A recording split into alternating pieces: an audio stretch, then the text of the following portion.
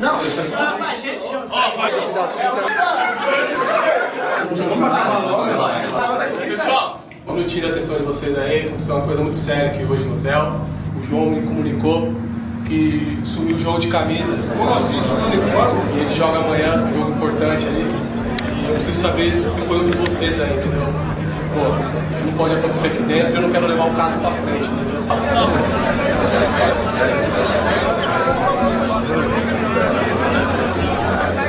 Pera aí, rapaziada.